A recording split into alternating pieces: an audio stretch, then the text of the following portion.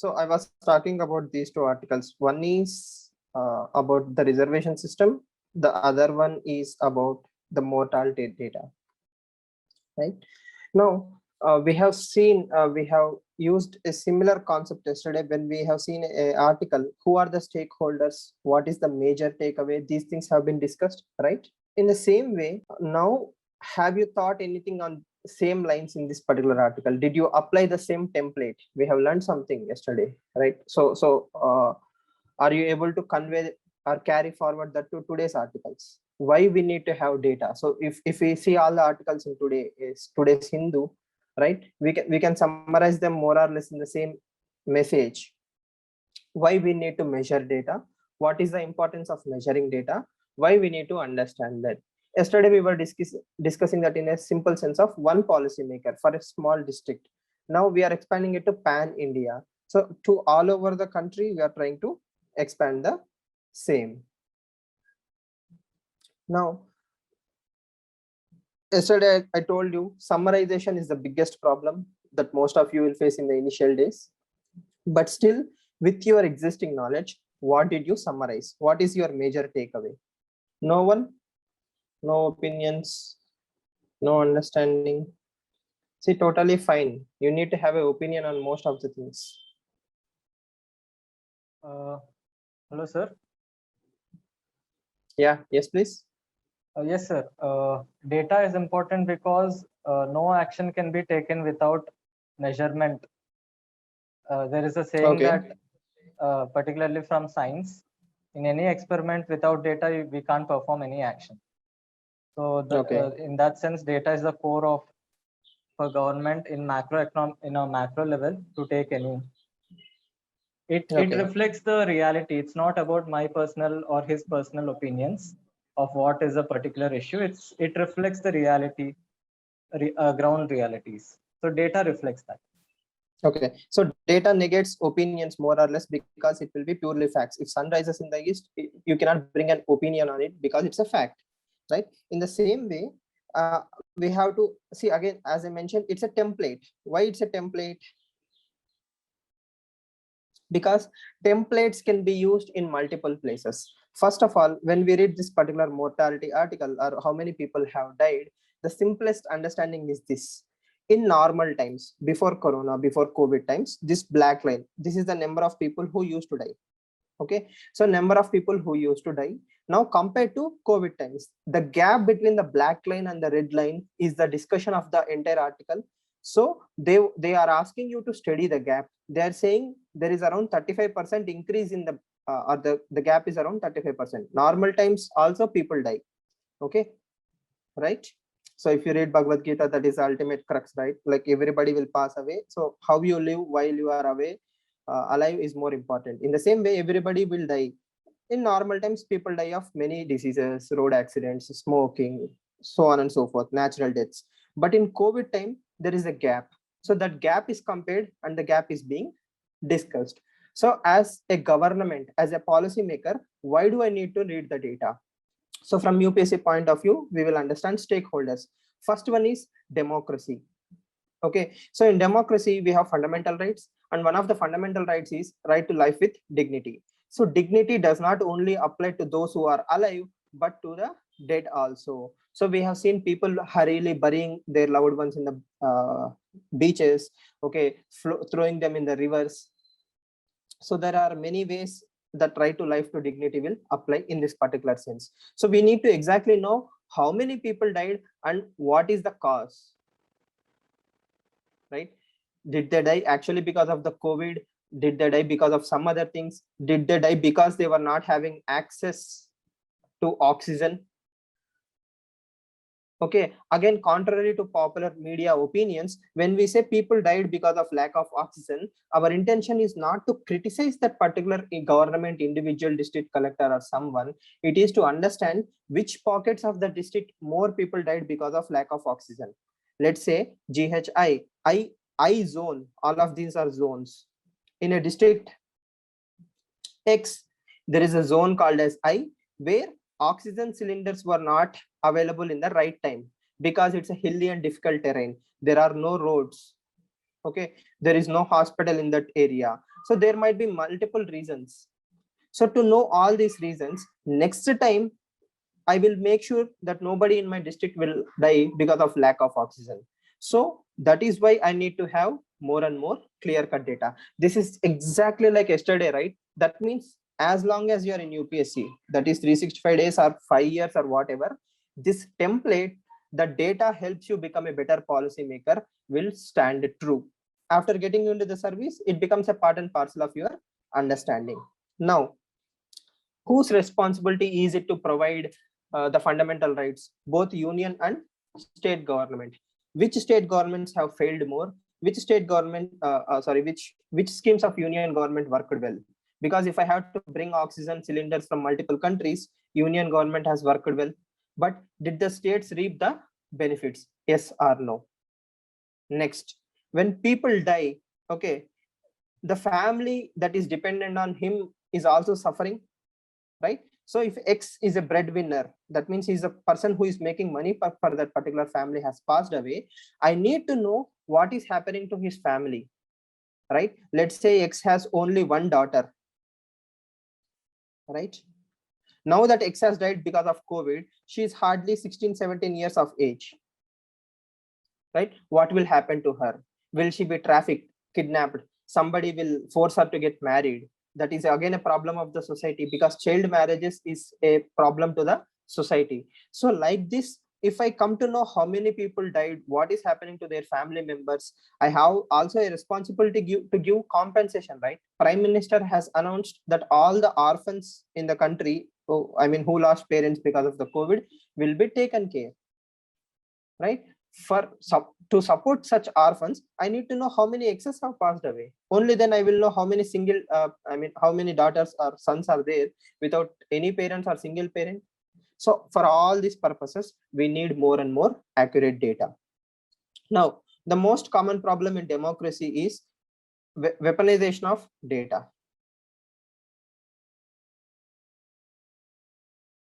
What is weaponization of data? That means if government, even if it is willing to accept, 35%, more people have died than we actually thought of, okay, opposition parties will come and start screaming on the government. It's not constructive, it becomes pure politics, okay. See, when I say opposition, it can be any party, no specific parties. The party in power can be opposition tomorrow. Tomorrow's opposition party can become party in power. The nature of the political parties will never change. That is why no political party is willing to accept how many people have died. But we are converting this article, which was written for general public, into UPSC. So as a future collector of a district, you come to know why all these things are important. Second thing, there is a line in that article which says there is no sample registration system. So for that, I will give you one technical term. Please remember the term is limited state capacity. You are one human being, you are a district collector. Okay, you have to take care of the COVID, you have to take care of the vaccines, you have to take care of law and order, you have to take care of 1,000 things that are happening in a district, right? And the people under you are also limited. That means we can either take people from houses to hospitals, or we can use the same people to count how many people are dying, right? And irony or problem of COVID diseases and all these things is, if somebody is dying because of heart stroke, while he's at the same time infected of COVID, okay, we call it as heart stroke, not as COVID. So how do I count this data? That means neither hospitals, nor the mortuaries, nor the crematoriums, none of us was ready for this kind of influx. Such huge amount of incoming was not expected. So we did not have a proper registration mechanisms. So the lesson that 2021 is teaching is, even in death, if we have to respect our fellow citizens, we need to have better data registration systems. That is point number one. So when everybody sees a problem, a proper UPSC aspirant will see a solution. What is the solution? How can I make democracy better? How can I save future UPSC aspirants from such headache? If I develop a better system in 2025, when I become collector, okay, so someone reading UPSC in 2030 will never have to go through this torture.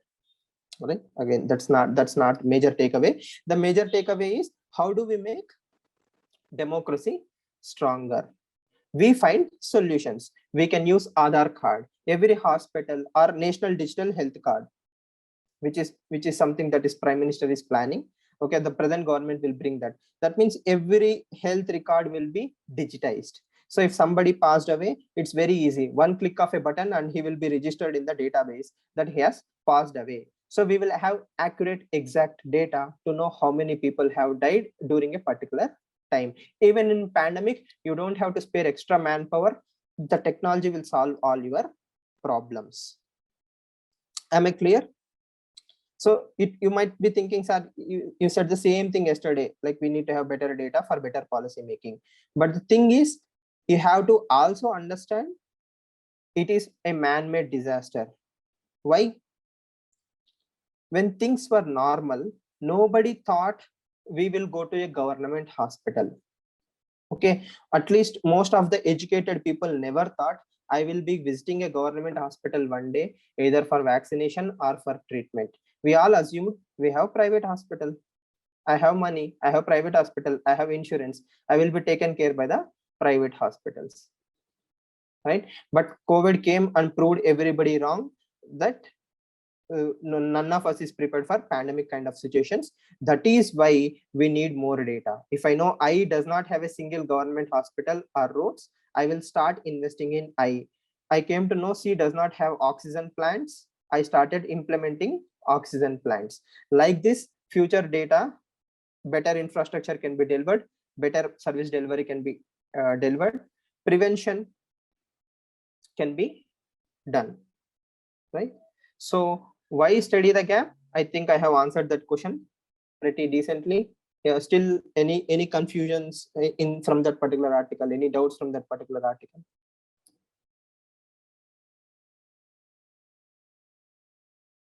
Don't worry about others. If you have a doubt, you ask. Don't wait for others to ask, or don't give upper hand to anyone.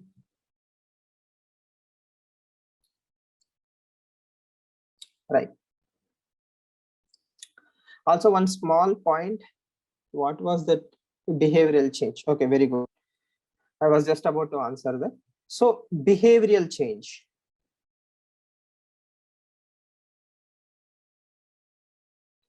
Let's say sometimes what happens, we will take zone D. Okay, zone D have hospitals, roads, oxygen cylinders, everything is there. Whatever I is missing, they are present in D zone. But the problem in D zone is people have an attitude of not wearing the mask.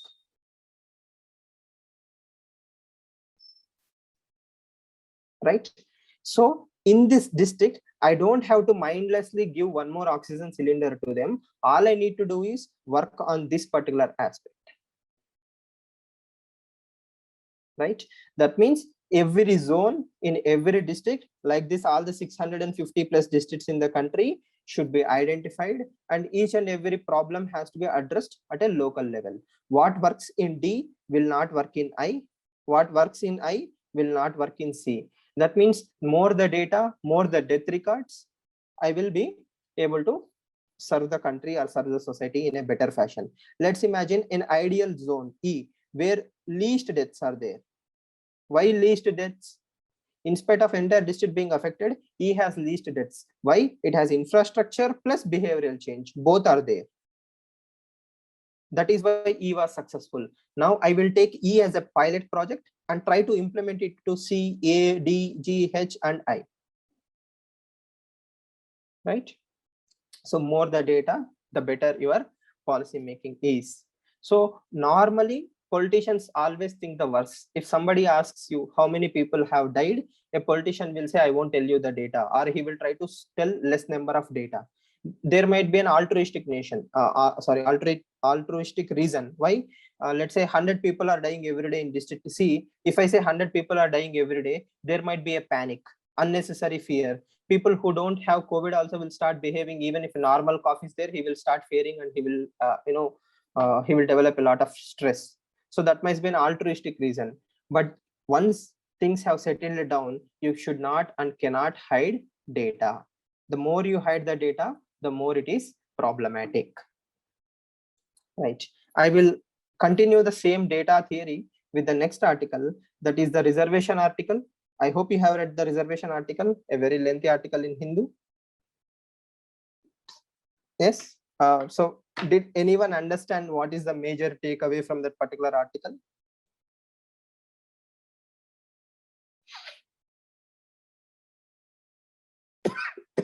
Sorry.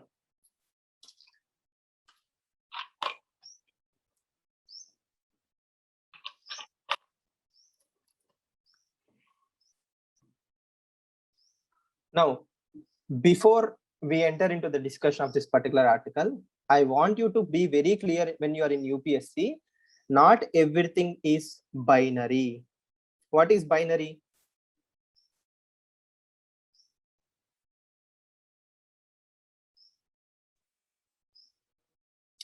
Please explain about the gap. Okay. Again, just for example sake, January 1st, 2019 to January 1st, 2020. Okay. 100 citizens have died in the country. Okay. From January 1st, 2019 to January 1st, 2020, 100 people have died in the country. What are the reasons? Heart stroke, TB, road accidents, suicides, natural deaths, so on and so forth. Okay, this is normal time. But from January 2020 onwards, we had COVID in this country, right? In that time, approximately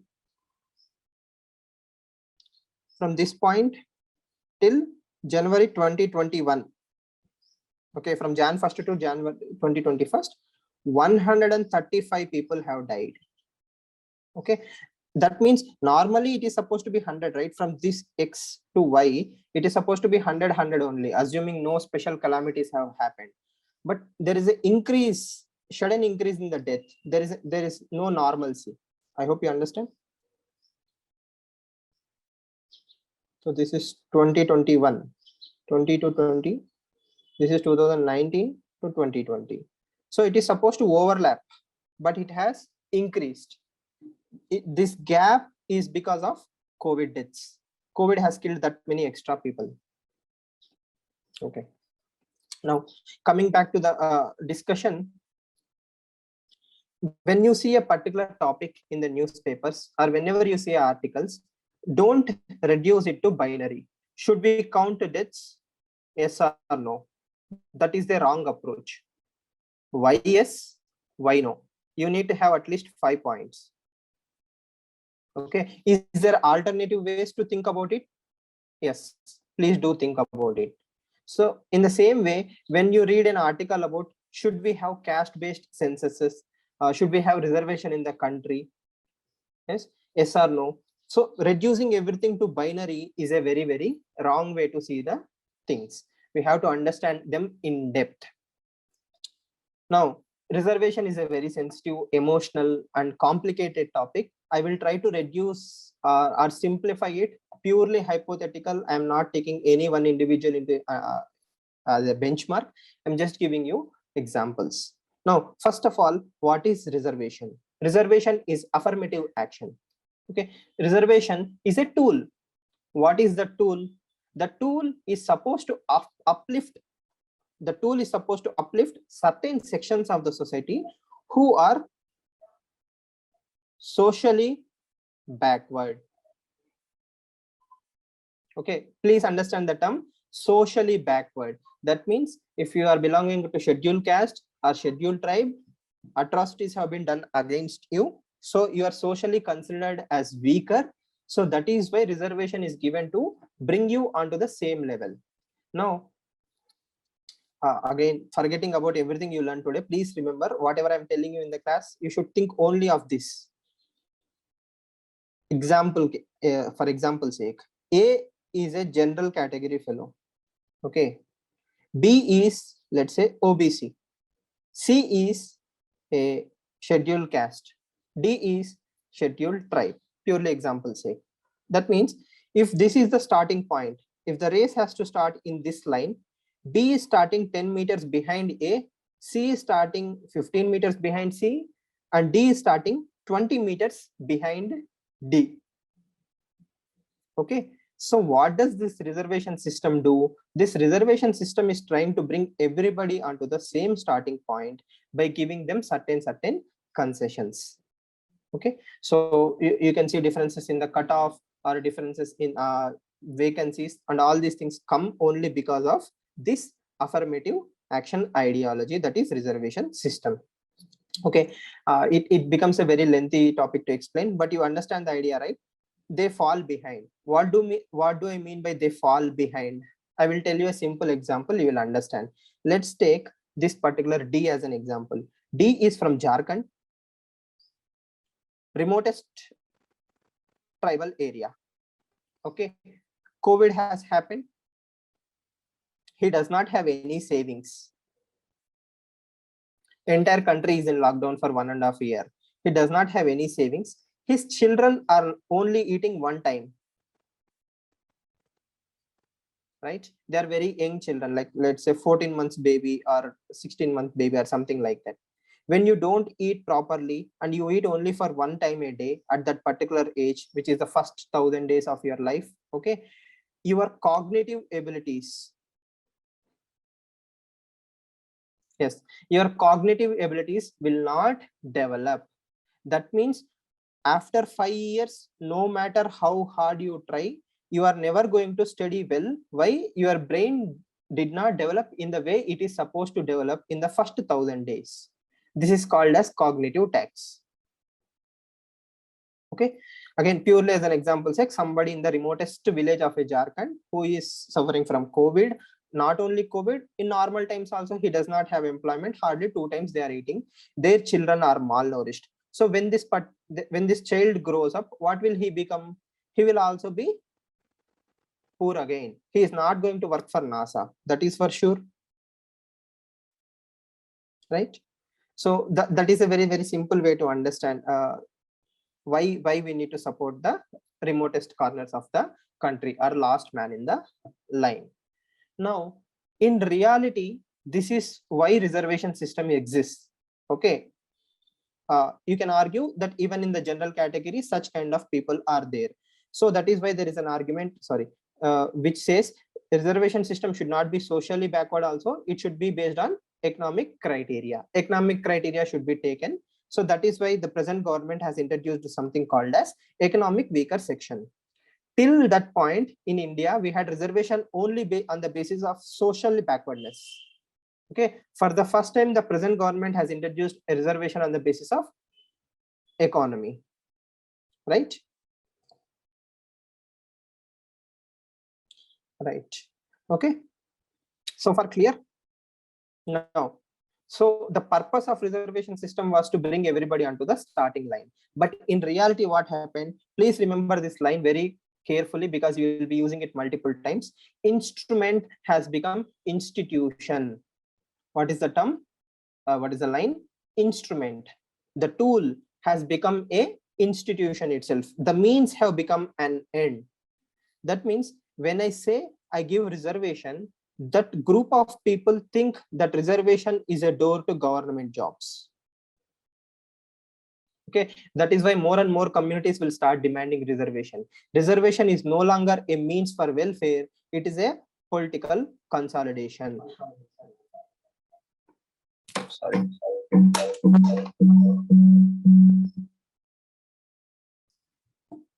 Right, it has become a political consolidation. I belong to X caste, so the MP who stood in that particular area also belongs to X caste, please vote for me. So reservation has become a tool for political consolidation. It's a vote bank politics.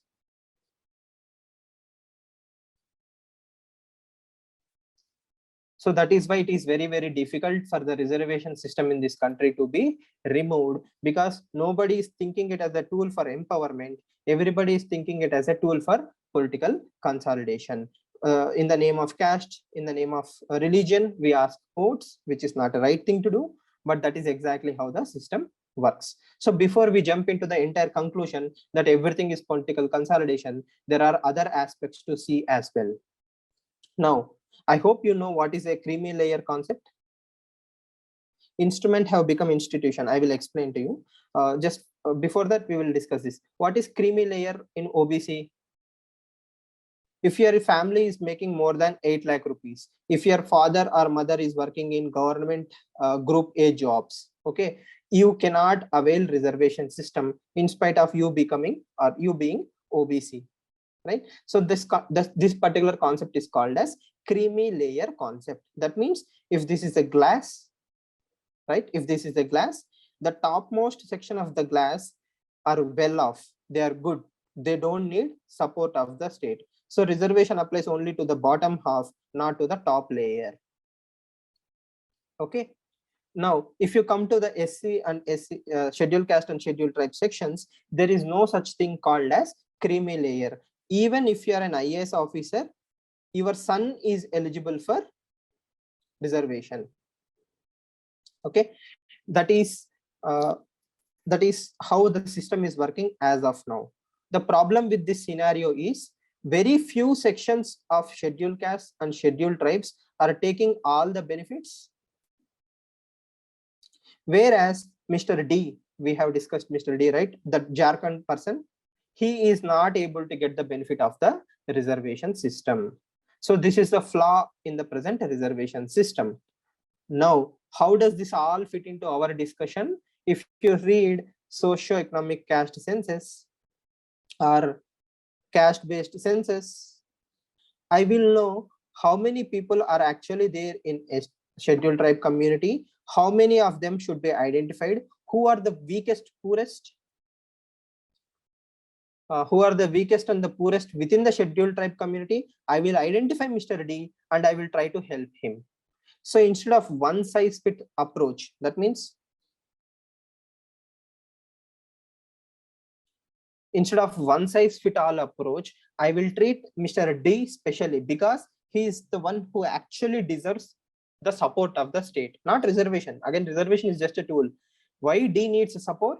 D is poor, D is illiterate, D does not have a job, D's children are being malnourished and stunted. So you can ask, sir, why should we bother about each and every person in the country? Because when Human Development Index comes or when fundamental rights are reminded, okay, it is treated all over India, right?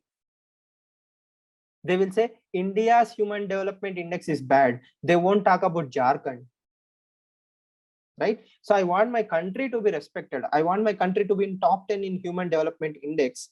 That means I have to bother about D. How will I know about D? Only when I look for D, I can find him.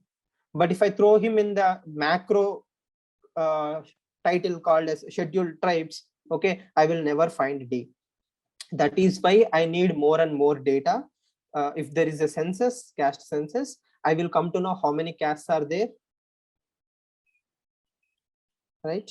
I will come to know how many castes are there, how many of them have availed reservation system so far, how many of them are getting benefit, how many of them are still poor, who don't or who no longer read reservation system. All these things can be identified, right? So that is the ultimate true purpose of any data collection system.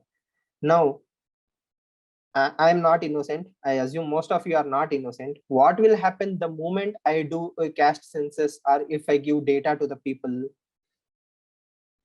They will use it for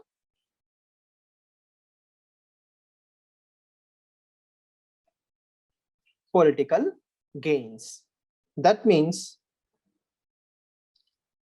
for example, if I identify A, B, C, and D, okay, and say C is the poorest section within the scheduled tribes, then automatically all the people from C will start, or somebody from C will start using it for political gains. I will stand for member of parliament, vote for me. And this will create a new set of problems. Clear? I hope whatever I'm trying to tell you, you are able to understand, you are able to follow. I hope I'm not running with the story and you are still somewhere.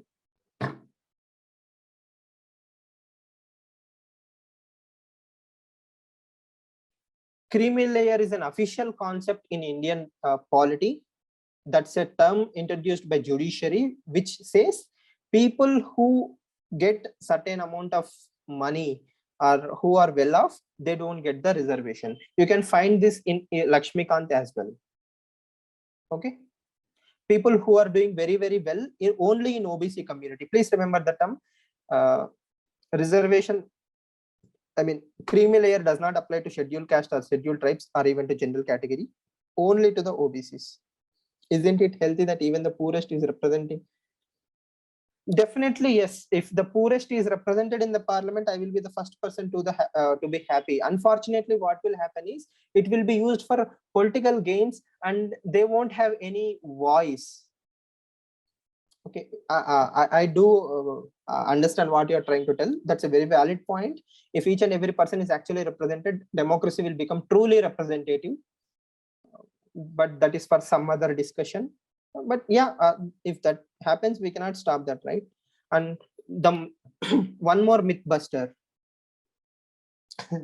Okay, so please remember, when you hear the term like general category, okay, it is not equal to upper caste. Please don't make that mistake. It is not a reservation. It is not reserved. When you hear the term general category or upper caste or OC, okay, that means it is not reserved for anyone. It is an open season for all. People generally assume, so that is why I am stressing. In India, as of now, the reservation system is like this: 7.5% reservation is given for scheduled tribes, 27% is given for other backward classes and scheduled caste.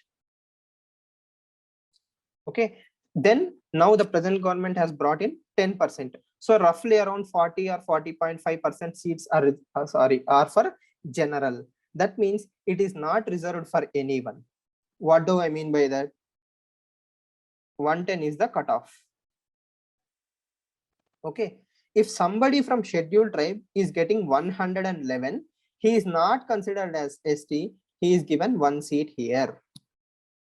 Okay, he's not given. He claimed his seat there. Okay, the same with OBC. If somebody is having OBC reservation and if he's getting 115 marks, he won't be considered as OBC for that particular exam. He will be treated as other class. So one more seat is given here. Then 27% will again be filled. So when I say general, it is not reserved for anyone. It is open for all. Please remember that major distinction. Clear?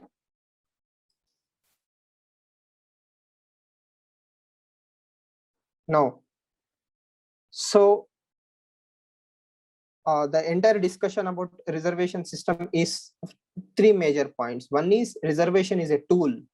Okay, it is to empower people from all sections of the society.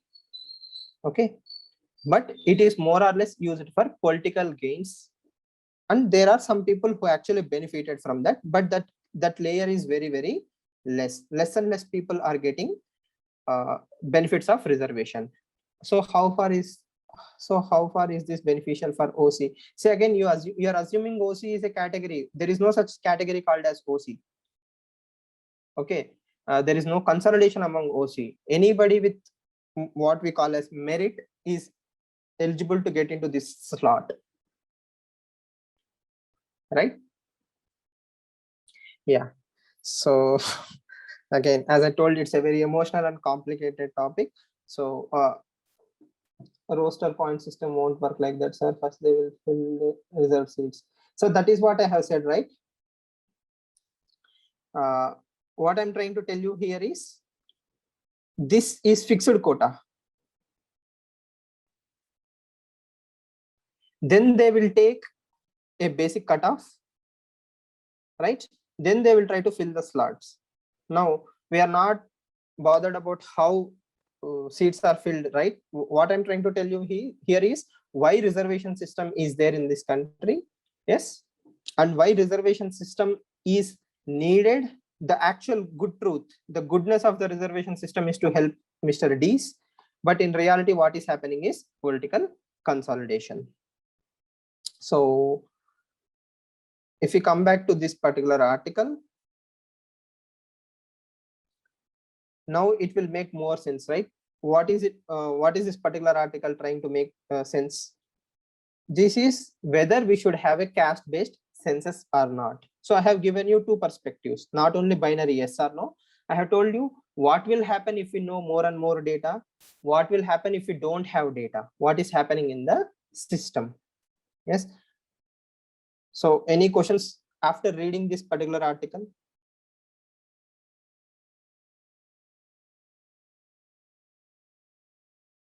That is exactly what I mentioned, like Mr. Raghu.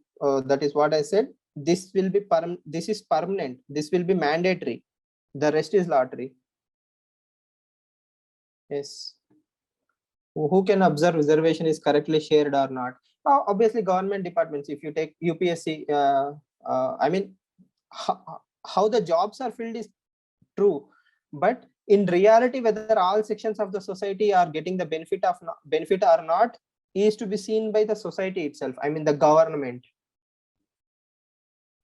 Again, it's not humanly possible. Nobody can actually do justice to everybody, right? And these are legacy issues. That means it will take 3 or 4 decades for a group of people to come out of poverty. I'm talking about 3 decades of continuous push. If somebody is in Jharkhand who is already stunted, he is not going to improve. We should take care of his children. His children should come out of poverty. He should be employed, and his children should be taken care. Like this, it means a decade, 2 decades, or 3 decades, probably sometimes generations of efforts will be taken to bring people out of poverty. So the ultimate goal is to bring everybody onto a better living standards. We have to provide better life for each and every person, right? So we will discuss a bit more about that Indian Express article as well. You will understand or appreciate this much better. Now we have discussed about reservation system, right? So where does reservation system apply? Purely in government jobs. This much is accepted, right? You don't find reservation in the private sector. In education or for government jobs, we need reservation. Now, why every community is demanding for reservation? They feel government jobs are safe, secure, they will empower them, they will bring more power to the particular community. But if you observe carefully, hardly 45 lakh people are employed by both state and central governments.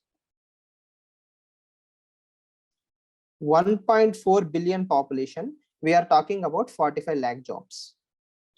Okay, so that's the first and most important thing you need to remember. States and union government combinedly are employing only 45% of the 45 lakhs of the population, right? So the entire reservation discussion is limited only to this particular thing, but it has a lot of political control. So people don't think reservation only in the terms of jobs. People think reservation in the terms of capacity building. Okay, caste consolidation. Now, so that is the end of that particular discussion. So we will understand two technical terms. One is total labor force, informal and formal sector, and we will end the discussion today. Please remember, when I say labor force, there is a definition. That means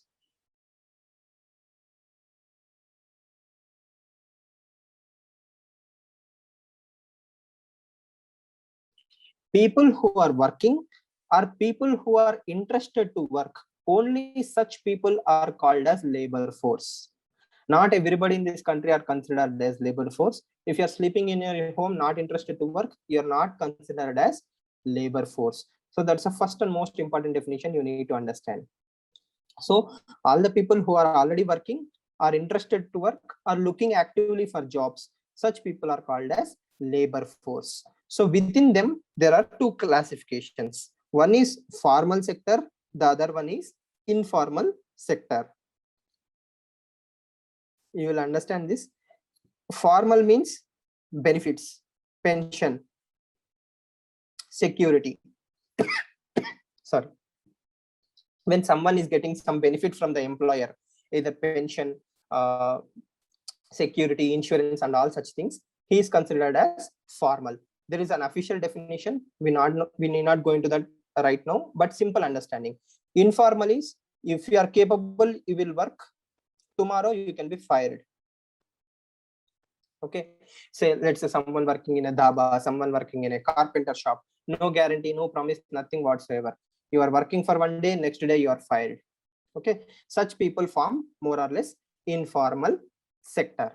As you can rightly see, 81% of the population or 81% of the labor force, work in informal sector, whereas very few people work in formal sector. Now, within this informal sector, 42% of labor force is in agriculture, whereas 39 is in non-agriculture. So, sir, why are you showing this data? If you see this particular editorial today in The Hindu, there is an editorial in The Hindu on the left-hand side, which says employment has increased, unemployment has increased, and all these things. You need to understand this. Why they are very important?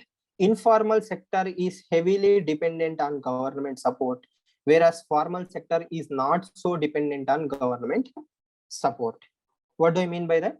That means if monsoons are failing, if there is no agricultural movement, all these people will be directly dependent on government.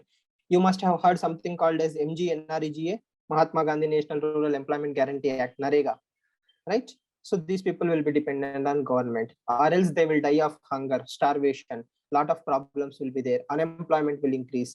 Consumption will stop. Lot of problems. Okay. Non-agriculture. Those who are working in dhaba shops, carpenter, elsewhere, they are also dependent on government.